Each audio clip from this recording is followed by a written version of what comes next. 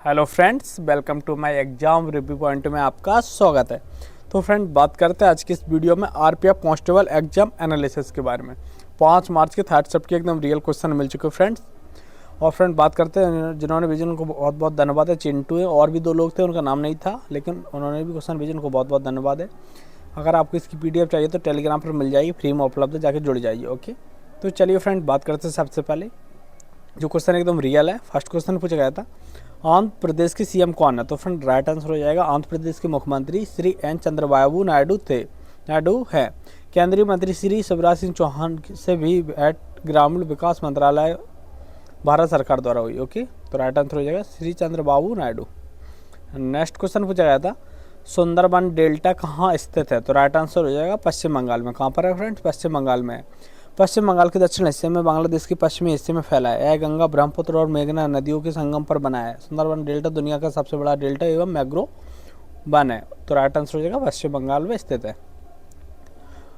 Next question पूछा गया था, मंत्रिपरिषद किस अनुच्छेद में है? तो राइट आंसर हो जाएगा भारतीय संविधान के अनुच्छेद 74 में मंत्रिपरिषद से जुड़ी है। तो राइट आंसर हो जाएगा अनुच्छेद कितना है? 74 हो जाएगा।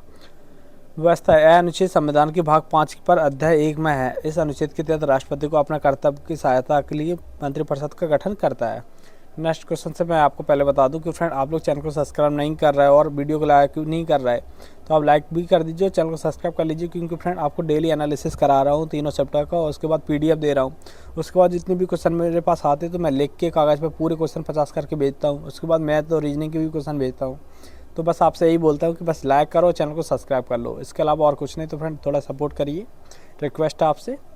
नेक्स्ट क्वेश्चन है, 1857 क्रांति पर सबसे ज़्यादा सैनिक कहाँ पर भाग लिया था? तो राइट आंसर हो जाएगा अवध पर। कहाँ पर? अवध पर लिया गया था।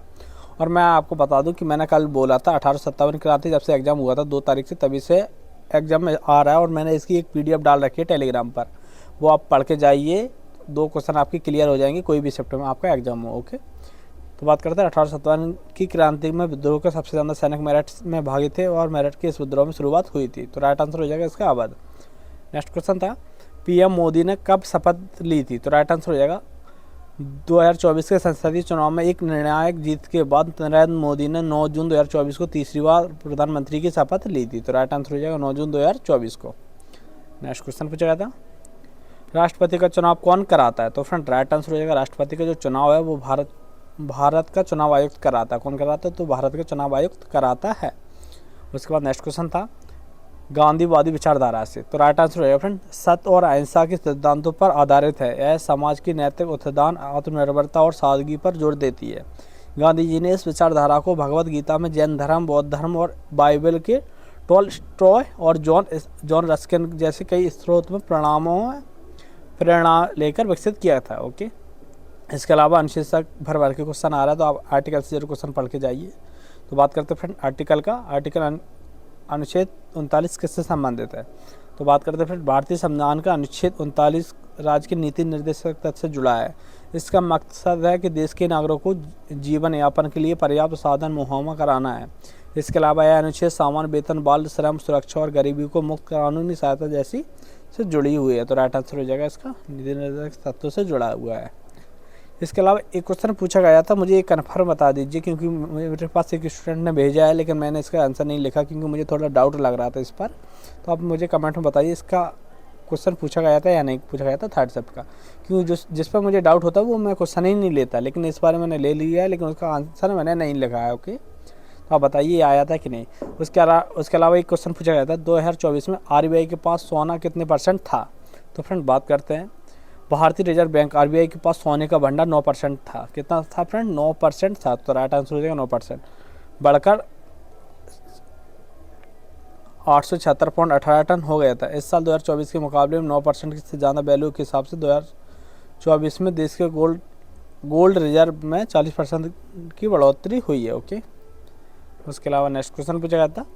नेक्स्ट क्वेश्चन था, अनुच्छेद 262 किससे संबंधित है? तो फ्रेंड, राइट आंसर हो जाएगा अंतर्राज्यीय नदियाँ या नदियों की घटकों जल संबंधित विवादों को न्याय निर्णय भारत का संविधान से है। तो राइट आंसर हो जाएगा 2 बीचों की नदियों को बंटवारे के लिए अनुच्छेद 262 का संबंध। नेक्स्ट क्वेश्चन ये तो हो गया फ्रेंड। एक क्वेश्चन पूछा जाता है अनुच्छेद 74 किससे संबंधित है? वही मंत्रिपरिषद वाला था कि भारतीय संविधान के अनुच्छेद 74 मंत्रिपरिषद से जुड़ी जानकारी मिलती है। अनुच्छेद राष्ट्रपति को सहायता और सलाह देने के लिए मंत्रिपरिषद स्थापना से जुड़ा है। संविधान भाग 5 और अध्याय 1 में आता है। इसके अलावा फ्रेंड मैं आपको बता दूं कि सबसे ज़्यादा करंट अफेयर्स का पोर्शन आपको पढ़ के जाना है, क्योंकि फ्रेंड 13 से 14 क्वेश्चन ओनली करंट अफेयर से मिल रहा है। और जो 13 से 14 क्वेश्चन करंट अफेयर से मिल रहा है, ये ओनली 2024 के मिल रहा है, ओनली 2024 के। अगर आपको फ्रेंड्स जीके में अच्छा नंबर स्कोर करना है तो देखो मैं आपको बता दूं कि रीजनिंग है वो नॉर्मल है, वो आपको 30+ नंबर कोई भी सिंपल कर सकता है जो उनकी थोड़ी बहुत तैयारी है। अगर बहुत अच्छी तैयारी है वो 35 में से 34 से 33 नॉर्मल कर सकता है। इसके अलावा मैथ की बात करें तो मैथ भी सिंपल है, थोड़ा कैलकुलेटिव है, यानी कि 30+ हर कोई कर सकता है मैथ में, जिसकी तैयारी थोड़ी अच्छी है। उसके अलावा और जिनकी बहुत अच्छी है तो वो आराम से 33-34 भी कर सकता है मैथ में।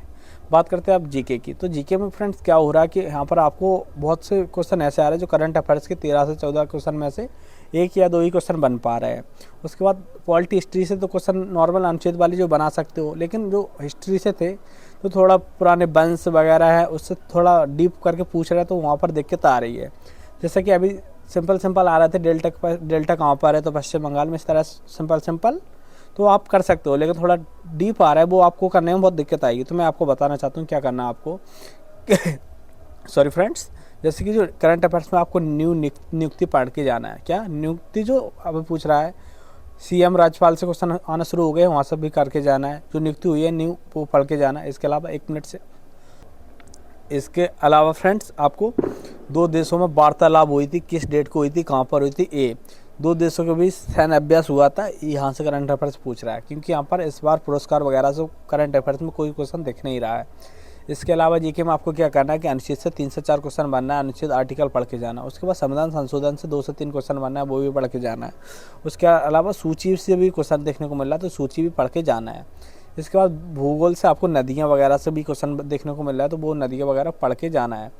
बात करते हैं फ्रेंड आरबीआई से क्वेश्चन देखना शुरू हो गया, तो आरबीआई का पूरा आप पढ़ के जाना है। जैसे कि आरबीआई की मैं आपको थोड़ी जानकारी दे देता हूँ। जैसे कि आरबीआई का जो गठन हुआ था 1934 के अधिनियम से हुआ था, और इसकी स्थापना 1935 को हुई थी। कब हुई थी? 1935 को हुई थी, सॉरी फ्रेंड, 1935 को हुई थी। इसके पहले अध्यक्ष कौन थे? तो सर ऑस्बॉर्न स्मिथ थे। और प्रथम भारतीय गवर्नर कौन थे? तो सीडी देशमुख थे। कौन थे? सीडी देशमुख प्रथम भारतीय गवर्नर। इसका पहला मुख्यालय कलकत्ता में हुआ करता था। 1937 में आए मुंबई में स्थानांतरित कर दिया गया था। इसका जो राष्ट्रीयकरण हुआ था वो राष्ट्रीयकरण 1949 को हुआ था। और इसके जो 2024 में कौन थे? शक्तिकांत दास थे। जो आज पूछा गया था कि आरबीआई के गवर्नर कौन है, तो शक्तिकांत दास हैं। और जो अभी बने 11 दिसंबर को, वो कौन बने हैं? संजय मल्होत्रा बने। तो यहाँ ये याद रख के जाना है आपको, ओके। और ये आज पूछा गया था कि आरबीआई की से जितने संबंधित थे, सोना कितना % था आरबीआई के पास, इस तरह से आपको क्वेश्चन पढ़ के जाना है। और रीजनिंग की मैं आपको बता दूं कि वही रीजनिंग एकदम सिंपल आ रही जो मैंने आपको बताई थी, वही रीजनिंग, वहाँ से कोई बाहर नहीं जा रही है। और मैथ की मैंने आपको बता दिया कि ये जो आप पढ़ के जा रहे हो इसकी बस संख्या चेंज करनी है आपको, संख्या चेंज कर सकते हो बस। और पूरे क्वेश्चन यही यहाँ से जाके ता देखने को मिल जाएगा, बस आप यहाँ पर संख्या चेंज करके सॉल्यूशन करना है आपको बस। और ये आपको इस तरह से आपको पूरे रीजनिंग के क्वेश्चन बना के जाना है, ओके। इस तरह से रीजनिंग के पूरे क्वेश्चन देखने को मिल जाएंगे, ओके। तो फ्रेंड्स बस आप चैनल को सब्सक्राइब करके जुड़ जाइए और बेल आइकन को प्रेस कर दीजिए, जिससे आपके पास जल्द से जल्द नोटिफिकेशन पहुंच सके। मिलते हैं फ्रेंड नेक्स्ट वीडियो में।